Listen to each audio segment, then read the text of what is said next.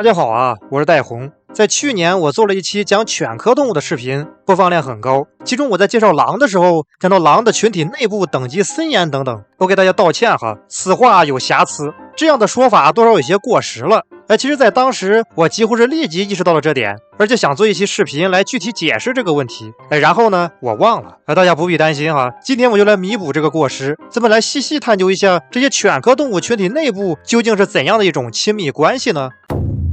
在比较早的时候，一些科学家认为狼的群体是一个有着严格等级结构，互相之间需要残酷打斗来争个高下的这么一个群体。哎呀，这其实属实有点妖魔化老狼了，因为那时候的研究啊，普遍是对那些被捕猎的圈养的狼进行的研究。某种程度上来说，那就跟狼的监狱一样，这些非亲非故的狼在一个小空间里，没有足够大的各狼空间呀，所以彼此之间的争斗会比在自然环境里频繁很多。其实呀，和很多其他社会性动物一样，狼群大多是以大家庭为基础，由血缘为纽带组成的牢固群体。狼夫狼妻在相爱之后会终生相伴当然，假如一方忌了，另一方会很快再婚。小狼孩会和父母共同生活几年之后，再离开族群去寻找自己的配偶，组建新的家庭。从某种角度来说，狼的家庭内部等级也确实森严，毕竟小狼孩不管到啥时候都是狼爸狼妈的孩子。狼的分布范围极其广泛，遍布欧亚大陆、北美洲北部，甚至北极都有狼的身影。能做到这点，一方面是狼群能相互照应，更便于适应环境。还有一点总是被大家忽略，那就是狼的繁衍能力其实相当强悍。一位狼母的妊娠期在62到75天，每次能产下4到8只幼崽，最多一次能生14个小狼孩。虽然这些孩子的死亡率高达60%到80%，但是相对于其他大部分哺乳动物来说，数量还是相当有保障哈。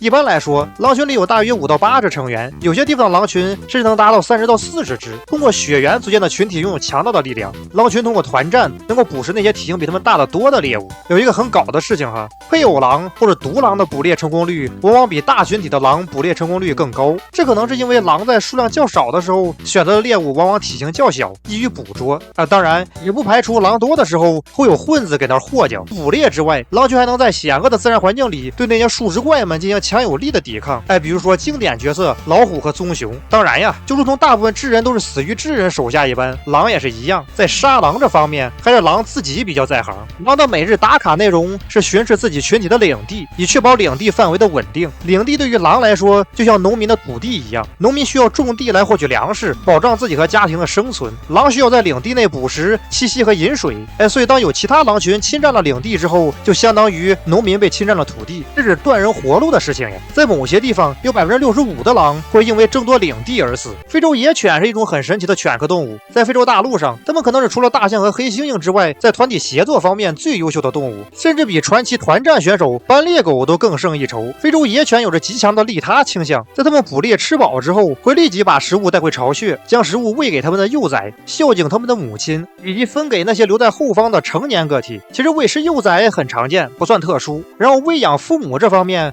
其实在动物里已经不多见了哈。智人尚且存在不赡养父母的个体，何况动物乎？然而非洲野犬却能做到这点，实在是很难得。然而最令人感到惊诧的是，喂养其他成年个体，这实在是匪夷所思呀。其实那些留在后方的健康野犬，可能起到一个守家的作用，所以分的食物也是理所应当。然而除了这些健康个体之外，还有很多生病和伤残的野犬也会得到照顾。那些狩猎的野犬，即使捕获的猎物不够多，不足以喂饱所有成员，它们仍然会优先把食物喂给幼崽，让和年老的个体以及病残个体分享食物。这点确实有些离谱哈，但也可能是因为这种便于团结大部分个体的生存策略，使得体型并不大的非洲野犬能在竞争激烈的非洲大陆上占有一席之地。在一些地区，非洲野犬有4到9只的小规模群体，也会有多达27只的大群体。而在动物大迁徙的时候，非洲野犬颇知乱世出英雄的道理，它们会好几个不同群体组成数百只的究极规模，对有蹄类动物进行一波有序的捕猎。面对这样大规模的群体，老班都会感到不可思议。在非洲野犬的群体内部，雄性大多会选择留下，而雌性会更多的选择离开。这一方面是为了防止近亲繁殖，另一方面是为了防止种群规模太大，增加抚养老弱病残个体的负担。这些留在群体内部的雄性会担负起捕食和防防卫的职责，接受了老一辈的经验知识之后反哺自己的群体，而雌性会为了后代的健康和基因的延续而远走其他群体啊，当然走的也没那么远哈。正如前文所说，每当动物大迁徙的时候，它们会跟赶集一样聚到一块儿，老姐妹们能互相再拉拉家常。非洲野犬群体内部虽然成员众多，大家之间的关系啊普遍非常放松，相互之间没有太严格的等级制度，彼此之间的争斗也很少。这可能和他们的一些表达情绪的动作有关，像老狼啊，在彼此想要攻击的时候会吠叫、呲牙、竖立鬃毛等。然而非洲野犬在互相感到不爽的时候，它们的表现形式和平时快速走路的体态基本一样，这就起到了一种英雄联盟里全体禁言的效果。即使互相起了矛盾，表达的也十分委婉，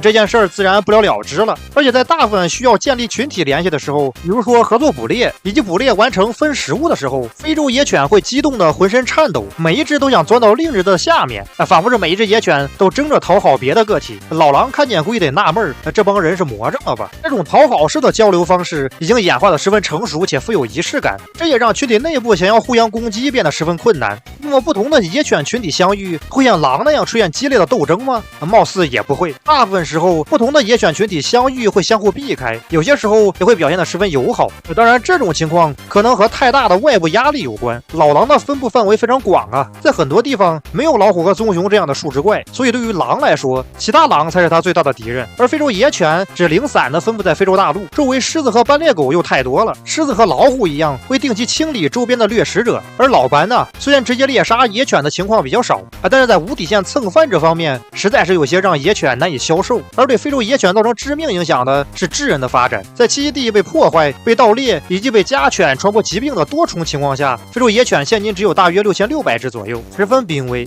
希望这些可爱的小家伙们能渡过难关，重新发展种群吧。犬科柴属的柴长相非常可爱哈，它们的社会性和非洲野犬相当，通常以3到5只的小家庭为基本群体单位，有些大群体成员能多达4只柴以上。在群体内部关系这方面，柴更是佛系的没边了。在观察的时候，科研人员甚至无法得知究竟这个群体谁是领头的，而且这些柴内部也不干仗，仿佛是一群聚集起来的美洲黑熊，相当的贯彻好死不如赖活着的生存理念。在领地意识这方面，柴也是相当的没有原则，不同群体的柴基本能毫无难度的进入另一个群体的领地，甚至直接加入这个大家庭。这可能和柴的生存环境以及饮食策略有关。柴主要生活在东亚、南亚、东南亚，在食物丰富的时候，柴会捕猎那些有蹄类、昆虫以及蜥蜴。在猎杀开始前，柴会聚集不同家族来形成一个大规模的狩猎群体，然后互相用鼻子蹭、互相贴等增加亲密度，来增加团战能力。在捕猎的时候，柴还是相当残酷的哈，它们不会通过咬猎物的喉咙达到一击毙命的效果，往往会抓住猎物的侧腹部和后肢将其拉倒，有些时候还会攻击猎物的眼睛使其失明，然后将猎物撕碎开始进食。幼崽会得到其他成员的投喂，但这一切结束之后，柴会恢复佛系本色，比如那些剩下的食物被其他食腐动物分食的时候，柴甚至都懒得瞅一眼。在季节性食物匮乏时期，比如说降雨量少、